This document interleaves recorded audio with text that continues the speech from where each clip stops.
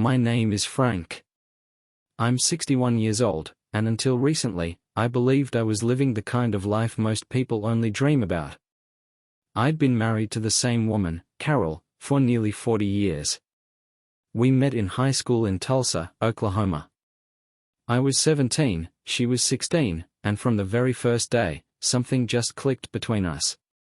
We got married young, had 2 kids, worked hard, paid off our house, and built a life most people would call stable.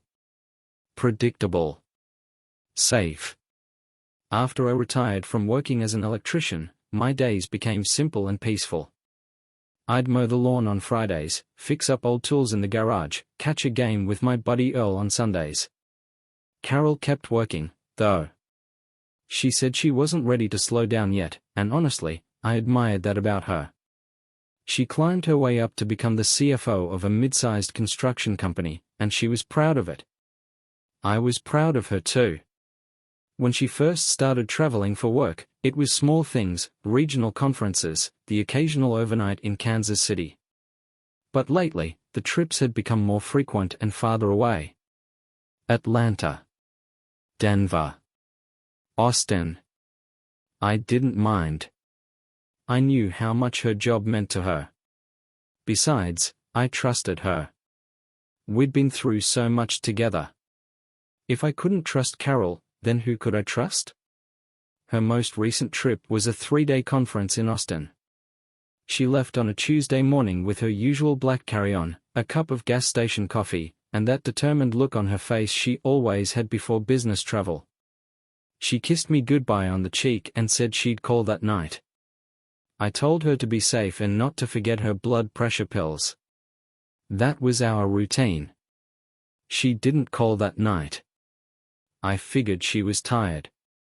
Maybe the meetings ran late. I wasn't the type to get worried easily, so I just went to bed. When she came back on Friday evening, I noticed the change immediately. It wasn't something I could put my finger on right away, it was more like a feeling. She opened the door, stepped inside, and instead of her usual cheerful "I'm home," she just mumbled, "I need a shower," and headed straight upstairs. Her voice was flat. No hug. No smile. Not even eye contact. I stood there for a second, confused. That wasn't like her. Usually when she got back, she'd sit at the kitchen table with a glass of wine and tell me about everything, who she met, what she ate, what annoyed her. I tried to brush it off. Maybe she'd had a long flight or a rough cab ride. That kind of thing happens. But the strangeness didn't stop. At dinner, she barely touched her plate. Kept looking at her phone, even though she wasn't responding to anything. She used to leave her phone lying around the house, face up, sometimes even forgetting where she put it. Now it was always in her hand, always face down, and it had a new password. She didn't laugh at the jokes I told. She didn't ask me how my day was. And when I asked her if everything was all right, she just said, "Work's been overwhelming," and left the table. That night in bed, she turned away from me and pretended to sleep. I could hear her breathing, shallow, controlled, like she was trying to keep herself calm. Or distant. I know my wife. I know every wrinkle on her face, every tone in her voice. And what I saw wasn't stress. It wasn't fatigue. It was distance. Cold, deliberate distance. I noticed the new perfume too.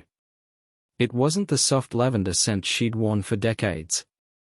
This one was sharper, more aggressive. Something with spice in it. She'd never worn anything like that before. I asked her about it the next morning, trying to sound casual. "Oh, it was a free sample at the hotel," she said, not meeting my eyes. Thought I'd try something new. She never tried something new. Not without telling me first. That was just how we were. By Saturday night, I found myself staring at her while she watched TV on the couch. She wasn't really watching. Her eyes kept drifting to her phone, and her fingers would tap the screen and quickly pull away. Like she was waiting for something. Or someone. I felt it deep in my chest. That sinking, nauseating feeling I hadn't felt since I was a teenager, when I caught my older brother cheating on his girlfriend and had to decide whether to tell her. That same knot in my stomach twisted again as I sat there, watching my wife drift further and further away from me without saying a word. I didn't want to believe it. I didn't want to let my mind go there. But it already had. Something was happening. Something she wasn't telling me. And deep down, I already knew. I just didn't have the proof. Not yet. But I was going to find out. One way or another. I didn't sleep that night. I lay in bed staring at the ceiling, listening to the subtle creaks of the house as it settled. Carol's back was to me the whole time. She was curled up near the edge of the bed, as if the space between us had grown into a canyon. Every few minutes she'd shift slightly, but never toward me. It was like I wasn't even there. Around 4 in the morning, I got up, made a pot of coffee, and sat at the kitchen table in silence. My hands wrapped around the mug, but the warmth didn't help. My thoughts were racing, jumping from one suspicion to another, but all of them landed on the same gut-wrenching conclusion, as she was hiding something. And not something small. I thought back to all the little signs I had brushed off over the past few months. The sudden interest in her appearance. The new perfume. The extra hours at the office. The girls' nights that never used to happen before. How had I been so blind? Later that morning, while she was still upstairs, I took a walk around the block just to clear my head. Our neighborhood was quiet, as always, manicured lawns, American flags hanging off porches, the distant sound of a lawnmower humming somewhere down the street. It felt like the whole world was still normal, while mine was crumbling. When I got back, Carol was in the kitchen, scrolling through her phone, half a slice of toast on her plate. I watched her for a moment before she noticed me. "Hey," she said, not looking up. "Morning," I replied, sitting down across from her. I waited, hoping she'd say something more. She didn't. I studied her face, looking for cracks. She looked tired, sure, but not in a way that made me feel sorry for her. No, she looked distant, preoccupied, like her mind was somewhere else entirely. "So, did anything interesting happen in Austin?" I asked, keeping my voice neutral. She hesitated for a second, then shrugged. "Not really. Just meetings and networking stuff. You know how it is." But I didn't know. Because she never used to talk like that. She used to tell me everything, who she met, what she wore, what she ate. She once spent 20 minutes telling me about a guy who tripped over a buffet table at a corporate mixer in Denver. No. Just meetings. I nodded slowly and sipped my coffee. "You've been acting different since you got back." She froze for half a second, just enough for me to notice, then looked at me and forced a smile. "I'm just tired, Frank." "That trip was a lot." "I get that," I said. "But it's more than just tired." She didn't respond. Just stood up, took her plate to the sink, and rinsed it off. Then, with her back still turned, she said, "Can we not do this right now?" And that was it. She grabbed her purse, mumbled something about needing to stop by the office for a bit, and left.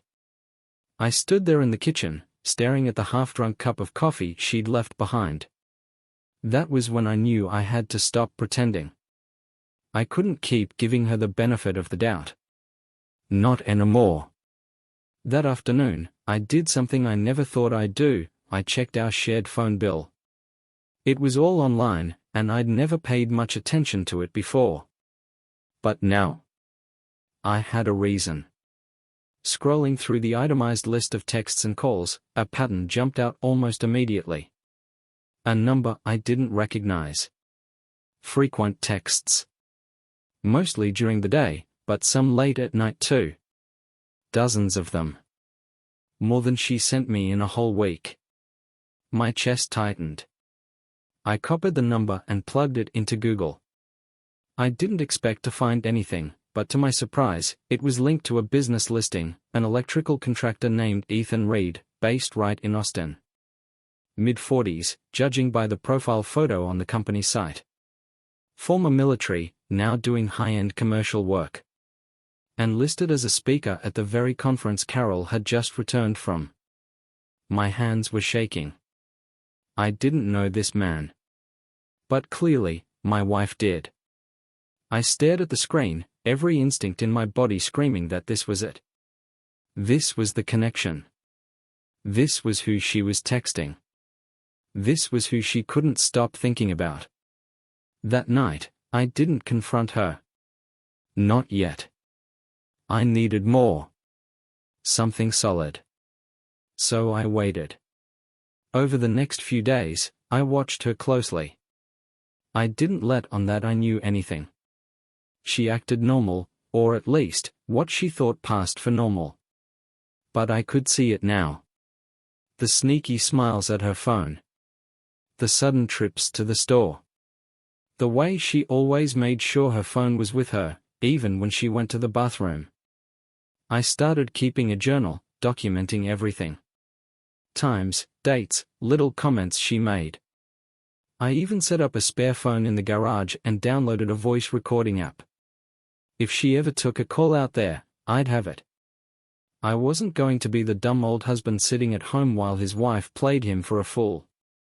I didn't know exactly what I'd find. But I knew one thing for sure. I was going to catch her. And when I did, I wouldn't just sit there and ask, why? No. I was going to make her regret every second of it. It had been 5 days since Carol came back from Austin, and every day since then had been worse than the last. The distance between us wasn't just emotional anymore, it was physical. She avoided being in the same room with me for more than a few minutes. She kept finding excuses to leave the house.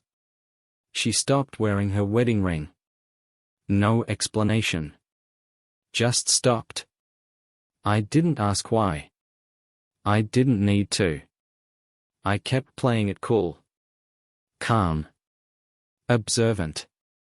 I cooked dinner. I mowed the lawn. I watched baseball in the living room like nothing had changed. But I was watching everything. I kept checking the phone records. Same number. Same pattern. Multiple texts during the day, and sometimes 1 or 2 in the middle of the night. She thought I was asleep, but I heard her phone vibrate on the nightstand more than once. She would pick it up slowly, slide out of bed like a thief in her own home, and disappear into the bathroom. I'd lie there in the dark, staring at the ceiling, teeth clenched so tight I thought I'd break a molar. I wasn't the jealous type. Never had been. But this wasn't jealousy. This was betrayal. And I didn't even have the full story yet. That Friday, she said she needed to go into the office again, just for a few hours. I waited 10 minutes after she left, then grabbed my keys and followed. I stayed a few car lengths behind her red SUV, driving like I was back in my 20s pulling stupid stunts with my buddies. Except this wasn't some game. She didn't go to the office. She drove to a coffee shop on the other side of town. A place called Hollow Grounds. I'd never heard of it. It was small, quiet, probably popular with college kids and freelancers. She parked, went inside, and a few minutes later, a man walked in and sat down at her table. Even from a distance, I knew it was him. Ethan Reed. I'd looked at enough pictures online to recognize his face, short beard, tan skin, broad shoulders. The kind of guy who probably still went to the gym every morning and posted motivational quotes on Facebook. They didn't kiss. They didn't touch. But they didn't need to. The way they leaned in close, the way she smiled at him, soft, private, the way she used to smile at me, it told me everything I needed to know. I took a few photos with my phone. Nothing dramatic. Just enough to remind myself this wasn't all in my head. I didn't confront them. I just sat there in my truck, watching through the windshield, feeling like I was watching the last 40 years of my life dissolve into fog. When she came home later that afternoon, she said the office had been a mess and that she was exhausted. I didn't say a word. I just nodded, handed her a plate of leftovers, and watched her eat in silence. That night, I didn't sleep again. Instead, I got up around midnight and went into the garage. I sat there for hours with the lights off, thinking. I wasn't crying. I wasn't yelling. I wasn't throwing things. I was planning. The next morning, I called someone I hadn't spoken to in years, Sam Tillman, a retired private investigator who used to do some freelance work for my brother's law firm. I told him I needed information. Discreet. No mistakes. No assumptions. Just facts. Sam didn't ask many questions. He never did. He told me he'd start right away and that he'd be in touch within a few days. That was good enough for me. I didn't tell anyone what was going on. Not my kids. Not my friends. Not even my neighbor Barry, who usually knows everything before it happens. I kept it all inside. Quiet. Focused. Meanwhile, Carol kept up the performance. She still cooked breakfast sometimes. Still asked if I wanted anything from the store. Still kissed me on the cheek when she left the house, like nothing was wrong. But the light was gone from her eyes. The warmth in her voice had turned to ice. It was like she was pretending to be my wife. Like someone had replaced her with a version of herself that didn't care anymore.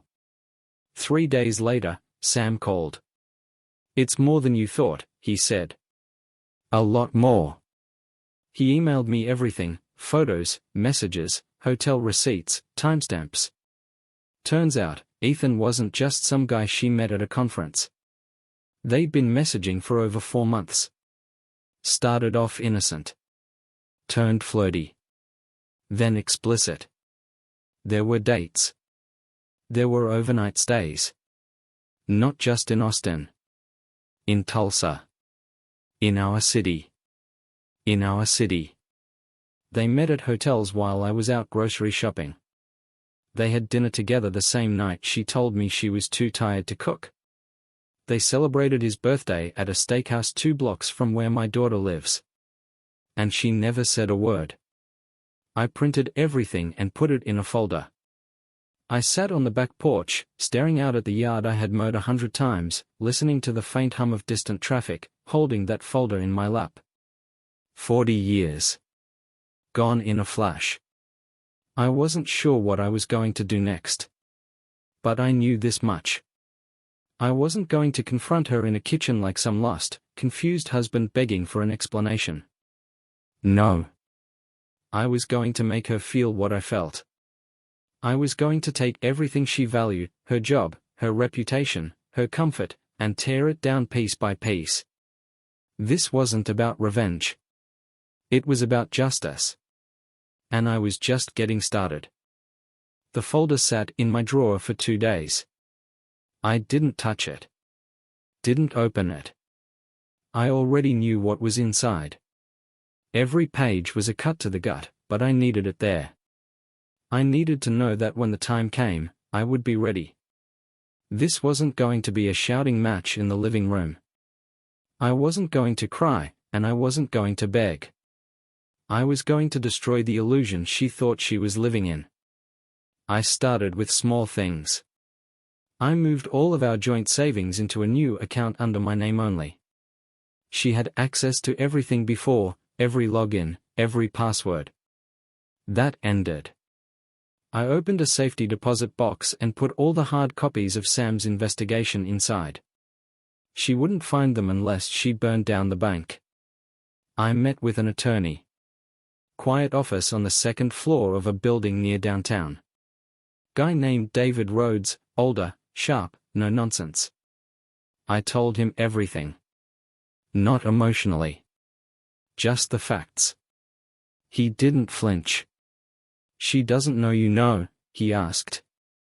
Not yet. Good, he said, leaning back in his chair. Let's keep it that way. We went over everything: assets, property, retirement accounts.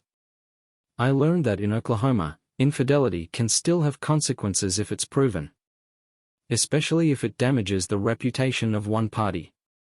Carol had her whole professional image built on integrity and financial transparency. Too bad she couldn't keep her personal life as clean. That night, I went home like nothing had happened. She was on the couch, watching some home renovation show. She looked up and smiled, that practiced, distant smile. "Hey," she said. "You want to watch something together?" "Maybe later," I said. "I've got some work in the garage." I walked past her without another word. She had no idea I was building her collapse one brick at a time.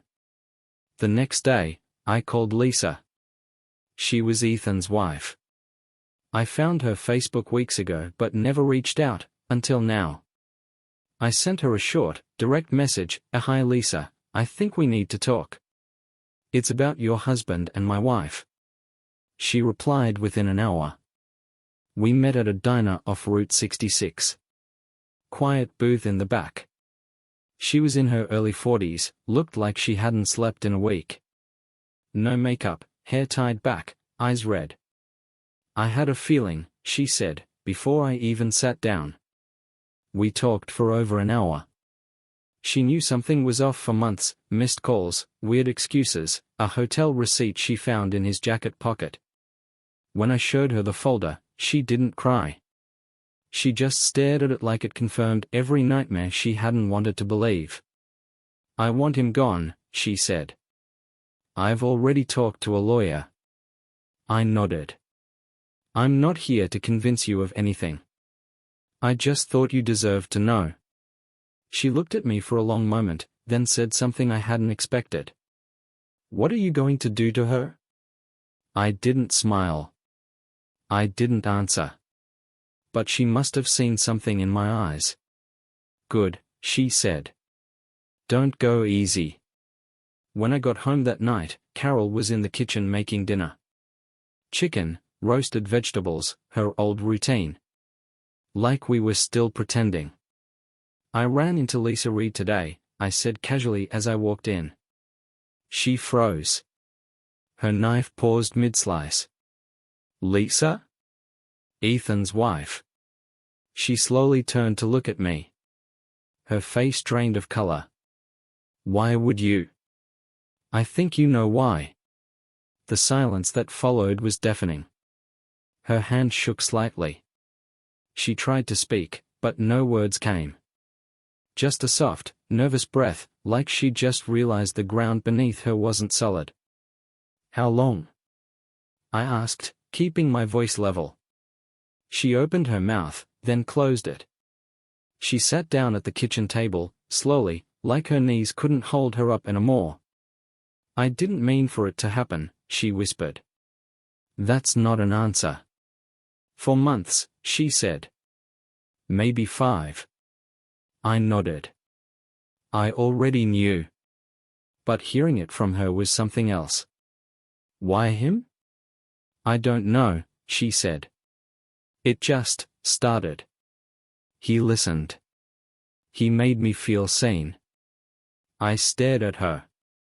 "And I didn't?" "That's not what I meant," she said quickly. "You've always been good to me. It's not your fault. I just..." "You just what?" I cut in. "Needed a little excitement? A side order of betrayal to spice up your work trip?" She winced. "Frank, please." I stood there for a moment. Then I walked over to the counter, opened a drawer, and pulled out the folder. I placed it gently on the table in front of her. Her face went pale. She opened it slowly, her eyes scanning the pages, messages, photos, receipts. "I already filed the paperwork," I said. "You'll be hearing from my attorney in a few days. I've already separated the finances. Your access to the joint accounts has been revoked. The house stays with me." The pension is protected. She looked up at me, eyes wide, trembling. Frank, don't do this. Please. I'll quit my job. I'll cut all ties with him. I'll do anything. It's too late, I said coldly. You made your choices. Now you live with them. She started crying, head in her hands. I didn't flinch. I didn't touch her. I didn't say another word. I turned around, walked out of the kitchen, and left her there. Broken. Alone. Exactly how she left me. For the next few days, the house was silent. Not quiet, silent. No TV, no small talk, no dinner conversations. Carol moved like a ghost, barely speaking, avoiding eye contact, staying in the guest room without saying why. She left for work early, came home late, and when she was here, it felt like we were strangers living in the same building. Which, I suppose, we were now. I didn't speak to her unless it was necessary. I didn't need to. She had all the answers she was going to get, and I had nothing else to offer her. I thought I'd feel relief, or satisfaction, but it wasn't that simple. What I felt was colder. Cleaner. Purpose. Because I wasn't done. Ending our marriage was only part of it. She made her choices in secret, with zero regard for me, our family, or our life. She risked everything for some temporary thrill. And she thought walking away with a few tears and a sorry was going to be enough. But she wasn't going to walk away. Not without consequence. Not without losing what mattered most to her. So I turned my attention to her job. Carol built her career on image, professional, honest, competent. She had clients who trusted her with millions in accounts and executives who praised her for her attention to detail. She wore her integrity like a badge. But that badge had cracks now. I started by digging into her emails. She still used the home computer for some of her work, and while I didn't hack anything, I didn't have to. Her account was still logged in. She must have forgotten, or maybe she didn't think I'd care to look. Either way, I had access. It didn't take long to find what I was looking for. One folder buried under a string of subfolders labeled 2024 Reports, Drafts. Inside, dozens of attachments. Emails to Ethan. Flirtatious. Risky. Some of them included spreadsheets, invoices, work files. She had shared confidential data with someone outside the company. It wasn't just a personal affair anymore. It was a breach. I didn't copy the files. I didn't need to. I printed screenshots, made a detailed outline of dates, subjects, the sensitive content involved. I packaged it all into a clean, professional summary, just like the kind she used to make for board meetings. Then I mailed it. Not anonymously. I signed it with my full name and included a letter addressed to her company's CEO, outlining what I had found, how long it had gone on, and the potential implications of sharing internal financial data with an outside party. I didn't hear back for 3 days. On the 4th, she came home early. I was sitting on the porch, watching the sun dip behind the neighbor's rooftop. She pulled into the driveway, slower than usual, and sat in her car for a long time before finally stepping out. She walked up to me like someone walking into a courtroom. "They suspended me," she said, voice low, eyes swollen. I didn't say anything. Just looked at her. "They're doing an internal investigation.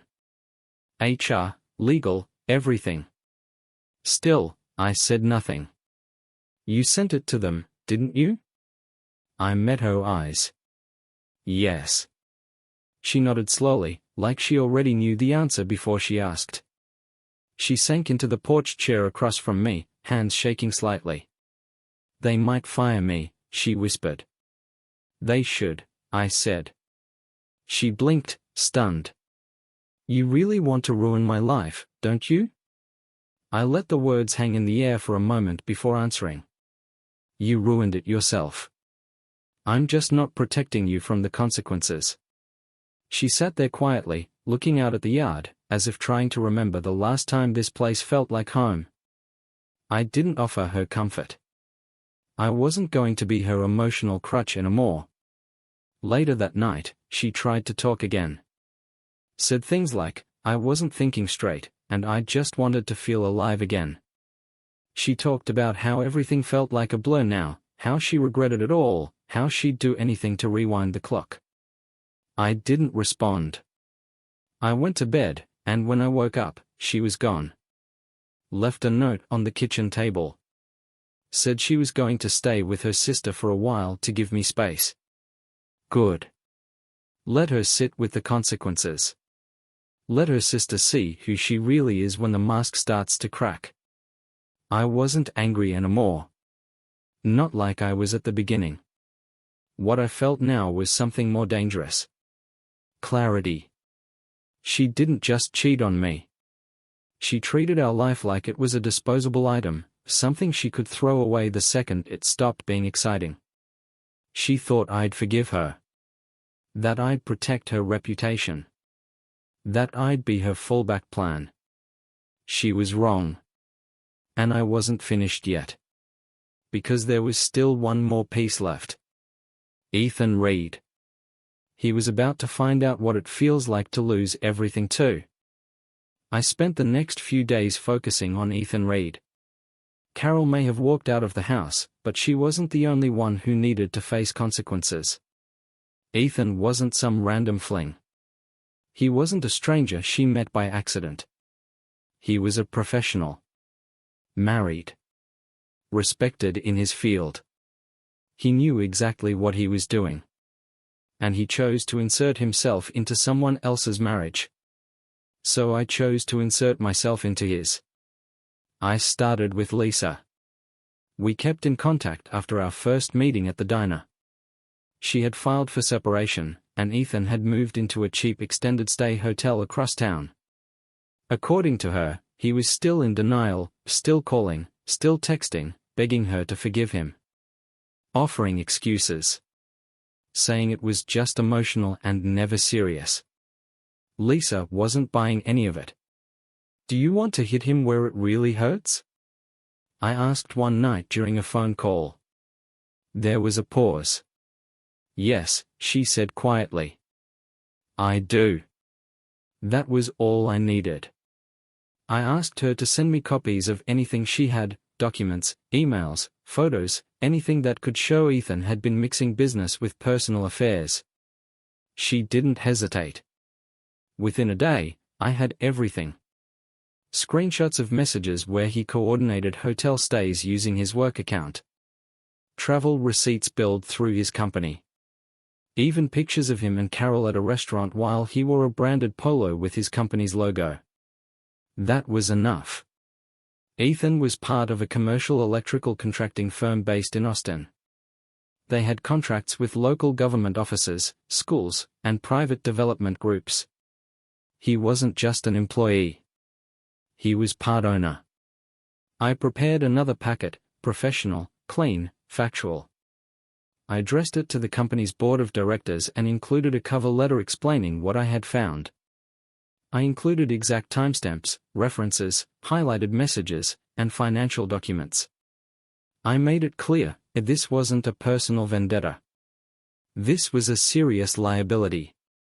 Using corporate funds to carry out an extramarital affair with the wife of a client's CFO was more than just unethical. It was stupid. I sent it directly to the board's legal counsel. 3 days later, Ethan called Lisa.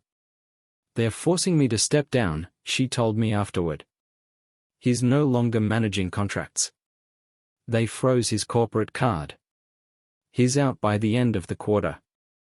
I almost laughed. I didn't, but it took everything I had to keep a straight face. Let him sit in his hotel room and think about that. Let him wonder how the walls started closing in. But I wasn't done yet. Ethan had a small side business, an online consulting platform where he charged hundreds of dollars for business mentoring. I found the website easily.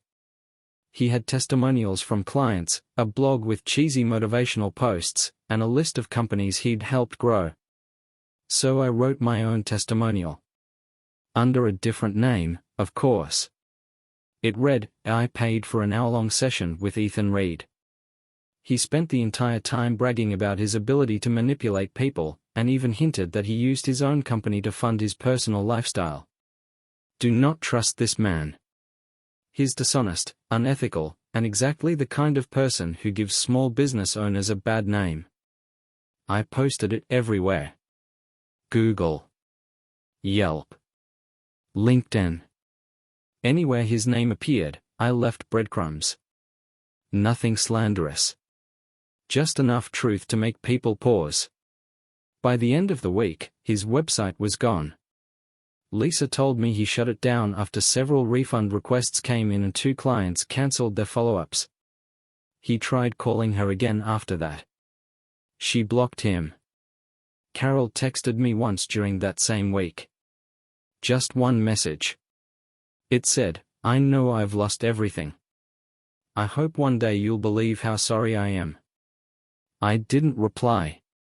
Not because I didn't believe she was sorry, but because it didn't matter anymore. Sorry doesn't rebuild a life. Sorry doesn't fix 40 years of loyalty thrown into the trash. She made her decisions. Ethan made his. And now they both had to live in the ruins of what they built together. I went back to my life, quiet, slow, and peaceful. I cancelled the divorce proceedings temporarily. Not because I wanted to reconcile, but because I wanted to finalize it on my terms, not in the middle of chaos. Let her sweat a little longer. I changed the locks. Cleaned out her closet. Donated her extra clothes. Rearranged the living room furniture. Took down every framed photo of us together and boxed them up. It wasn't anger anymore. It was clarity. Every morning I woke up alone, and I felt peace, not sadness, not regret.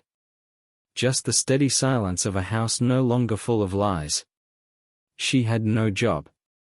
He had no business. They had no future. And me? I had freedom. It's been 4 months since Carol walked out of the house with a duffel bag and tear-stained cheeks. 4 months since the truth spilled out and shattered everything we'd spent nearly 4 decades building. And despite everything, despite the betrayal, the humiliation, the nights I spent awake staring at the ceiling, I don't regret a single decision I made. Carol never returned to her job. The internal investigation confirmed the sharing of confidential financial documents with Ethan. They let her go quietly, to avoid bad press. No retirement package. No glowing farewell. Just a silent exit with a cardboard box and a signed NDA. She moved in with her sister for a while, then into a small 1-bedroom apartment near the edge of town. We never spoke about money again. My lawyer handled everything. The divorce became final last month. She asked for nothing. I offered nothing. As for Ethan, his name vanished from his company's website. His LinkedIn still lists him as a consultant, but everyone in his industry knows he's finished. I heard from Lisa that he tried applying for positions at smaller firms. No one would touch him. Not with what's out there. His reputation is radioactive. Lisa filed for divorce, too. Last I heard, she's doing well. She sold their house and moved to be closer to her sister in Colorado. We still talk now and then, not romantically, just out of mutual understanding. There's something comforting about talking to someone who went through the same storm and walked out of it just as soaked and changed. Sometimes people ask me if I'm still angry. The answer is no. Anger is heavy. It clouds your judgment, eats your energy, distorts your thoughts. What I feel now is something else, clarity. A kind of calm that comes after you stop holding on to what should have been, and start accepting what is. What is this? My house is mine. Quiet, orderly, filled with only what I choose to keep. The wedding photos are gone. The anniversary letters she wrote me over the years are in a sealed box in the attic. I haven't decided if I'll ever open it again. Maybe someday. Maybe never. I walk each morning. Same path around the neighborhood. The same neighbors wave, but they don't ask questions. They know enough to respect the silence. I don't need to explain what happened. I don't want pity. I didn't survive. I adapted. I joined a men's group a few weeks ago. Older guys mostly, like me. Divorced, widowed, some just lonely. We meet once a week at a diner off the highway, drink bad coffee, and talk about life, real life. No small talk, no pretending. One of them, Carl, asked me what I would have done differently. I thought about it. And then I said, nothing. Because if I hadn't been betrayed, I'd still be living a lie. Carol called once after the papers were finalized. It was a Sunday afternoon. I almost didn't answer, but curiosity got the better of me. Her voice was soft. Worn down. She asked how I was. I said I was fine. She told me she still dreams about our house. About the life we had. She said she made a mistake she can never undo, and she knows she doesn't deserve forgiveness, but she wanted to say it anyway. I thought he was something different, she said. I thought I was something different with him. There it was. The truth behind the affair. She wasn't just cheating on me. She was chasing some version of herself that didn't exist. A fantasy. A second youth. An escape. I let her speak. Then I told her I hoped she found peace. Not happiness. Not redemption. Just peace. Because that's all that's left when the damage is done. I hung up, and that was the last time I heard her voice. Now, my days are simple. I read. I fix things around the house. I started building furniture in the garage, nothing fancy, just tables, shelves, things with clean lines and purpose. I give them away to neighbors, friends. It feels good to build something real with my hands again. And maybe, one day, I'll let someone into this life I've rebuilt. But not because I need to. Because I choose to. Carol chose to lie. Ethan chose to cheat. I chose to respond, not with violence, not with desperation, but with precision, with patience, and with the understanding that sometimes the best revenge is simply being free. And now I am.